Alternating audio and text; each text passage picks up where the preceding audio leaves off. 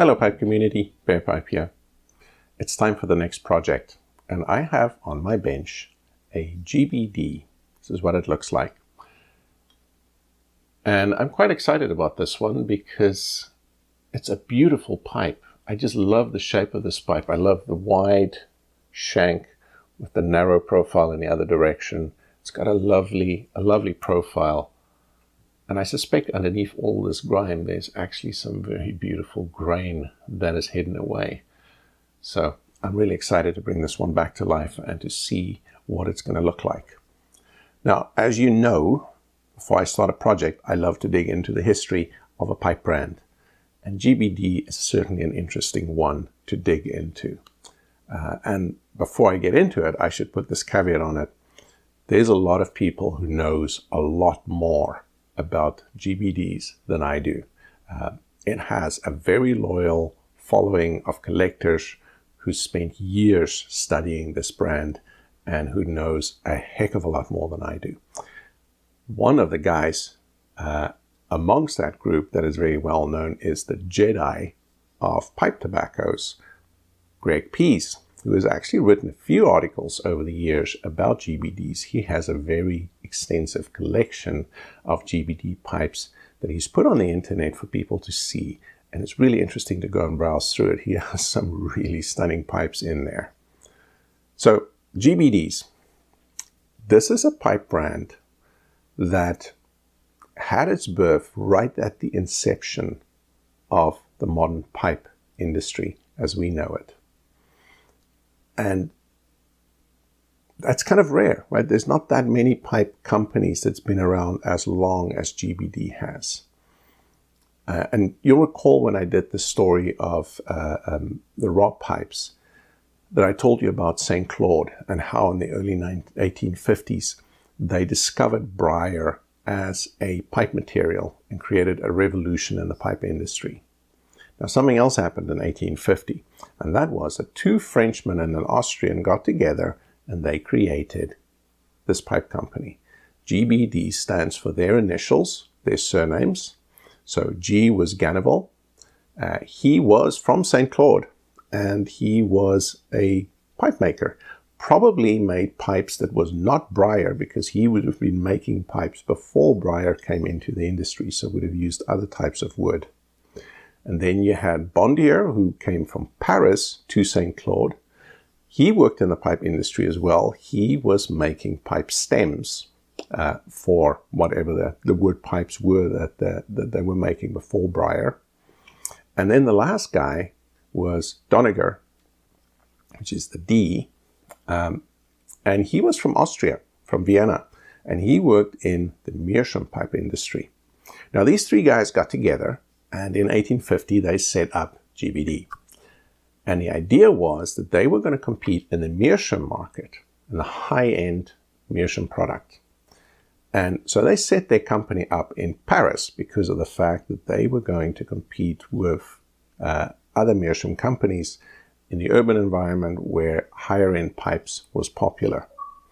Now, there's a few other things that happened in 1850 as well, and it's important to note because these things don't happen in a vacuum.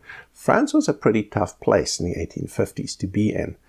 They'd gone through the French Revolution at the end of the 18th century and had been in political turmoil for a long time. And in the 1850s, Napoleon was busy creating his own turmoil. In fact, a year after they create this pipe company, Napoleon overthrows the government and sets himself up as emperor in France. So not a very stable place to do business in, but nevertheless, these three guys get together and they decide they're going to make a go of it. Target the higher end meerschaum market, but they're clever because they also set up a supply line of a newly discovered briar from St. Claude to Paris, probably to try out what briar would do, and maybe maybe they're thinking, okay, we're going to give this a bit of a trial run and we'll just see what happens with it. But in very short order, briar overtakes meerschaum in popularity, and these guys are set up with a supply line. And what happens is that they actually play a critical role in creating a modern industry for pipes. in helping to establish briar as the dominant product to smoke tobacco out of. Now, the company grows quite quickly. These were good businessmen. They set up distribution deals, first in Europe, and then in 1870, a British company called Oppenheimer approaches them and says, we would like to have an exclusive distribution deal with you to sell your pipes in the UK and in the rest of the English-speaking world. That was actually a very good thing for GBD because Oppenheimer had a very good distribution network set up. They were very successful at selling GBDs, and they spread GBD to UK, to the US, to Canada, to Australia, to South Africa, the rest of the English-speaking world effectively. And in fact, by the end of the century, they were selling more pipes through Oppenheimer than they were through their other distribution networks in Europe. So a very successful relationship, which later on becomes very important, and you'll see in a minute why. Now, initially, they only have one standard of briar that they sell. So Stummels come from St. Claude, comes to Paris, to their Paris factory. In Paris, they turn it into a pipe, and then they differentiate it in terms of different price points with stems, with banding. So they put silver bands or gold bands on some of them. The stem materials that they use is interesting because they use ivory, they use horn, they use amber, they even use quill on some pipes as a stem material. Until 1870, the same year that they make the deal with Oppenheimer, another revolution hits the pipe industry, and that is the invention of vulcanite. Vulcanite comes into the market, they start using some of it, and that starts taking over as the dominant stem material. Now, of course, that changes the way that you price your pipes as well, because you now have a really dominant stem material, which becomes a kind of an equalizer across the pipes. So at some point, they introduce a second line with a higher grade pipe called the GBD Extra to start to differentiate more within the brand. By the time they get around to the end of the 19th century, they have over 1,500 different pipe combinations of stem, bowl, finish that they are putting out into the market. I mean, these guys were prolific. That is a huge amount of variety to be selling into the market. They won multiple awards for their quality in that second half of the 19th century. I think up to 14 awards that they got at different exhibitions for the quality of their pipes. So they put a good quality product out. It was marketed well. It was sold well. They were aggressive in defending their brand. There was actually some court cases that happened in London in the 1870s where they were defending their brand against people who were trying to imitate it. So very good businessmen who were running this thing.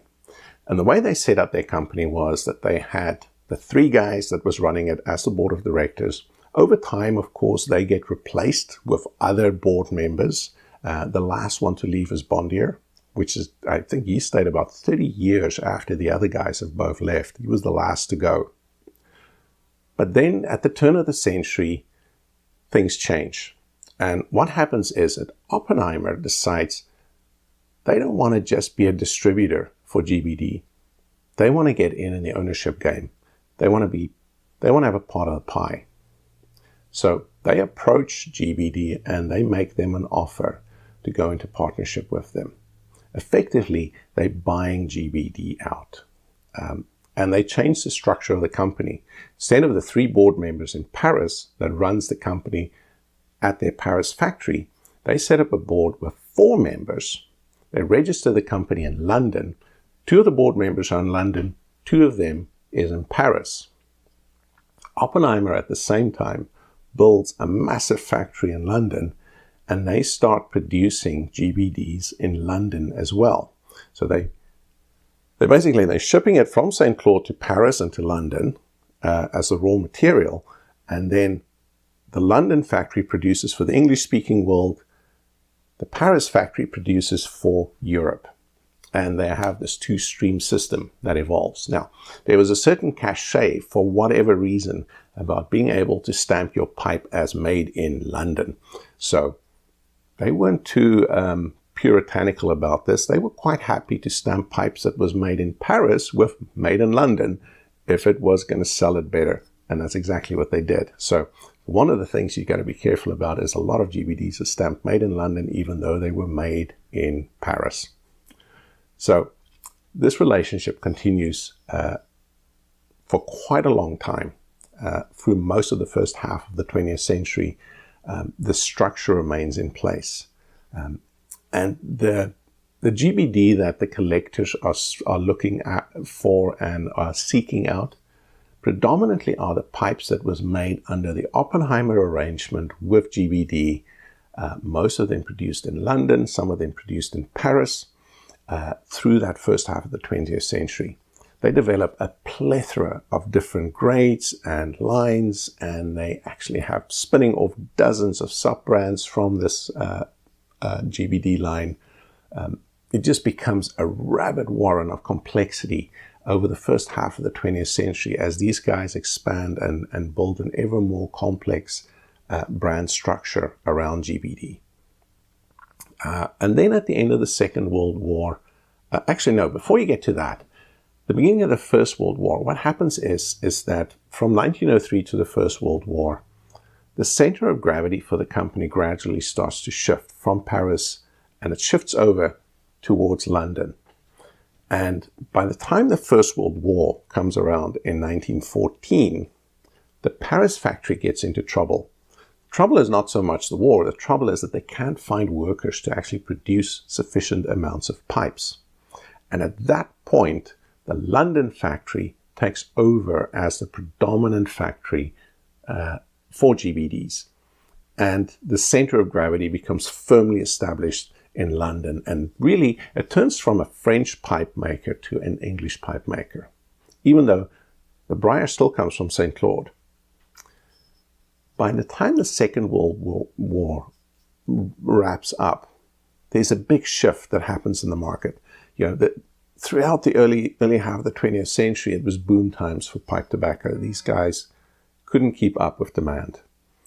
The end of the Second World War, so a lot of soldiers who come home who have switched to cigarettes. And cigarettes are addictive, as we all know. And these guys give up on the pipe. They start smoking their cigarettes. And the demand for pipes starts to decline. Throughout the second half of the 20th century, really, the demand drops off. And by the 1980s, Oppenheimer is in trouble, and they realize they need to consolidate their pipelines. Now, they had bought a few other brands as well over the years. In 1920, for example, they bought Camoys and BBB. And they decide in 1981, they got to consolidate all these things. They bring both Camoys and GBD into a single factory, and they essentially create one line that produces both brands. And at the end of the line, it gets stamped with either a Camoys or a GBD.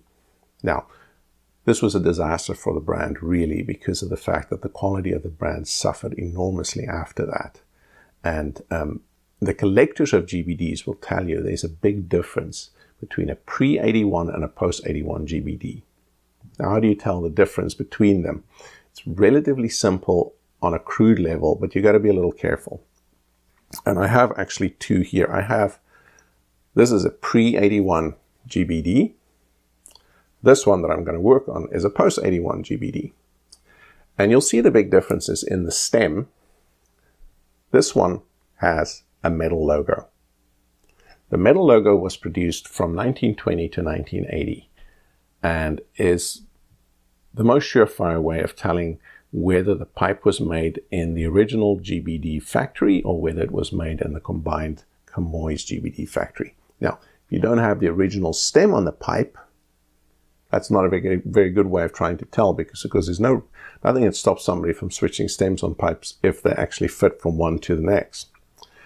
The other way that you can tell is in the stamping on the pipe itself. In the post-81 pipes, they changed the stamping of the London-made branding to match Camoys.